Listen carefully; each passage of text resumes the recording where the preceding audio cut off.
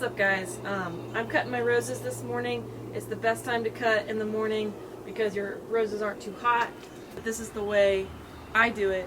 You can do a straight across cut, a curved cut, or a semi-curved. And I do like a semi-curved cut. Where you cut on the rose is very important because where the next shoot comes out is where you're going to cut. So I usually try to cut where I think airflow is going to be the best. To me, this stalk is kind of in the middle, so this one or this one would be good.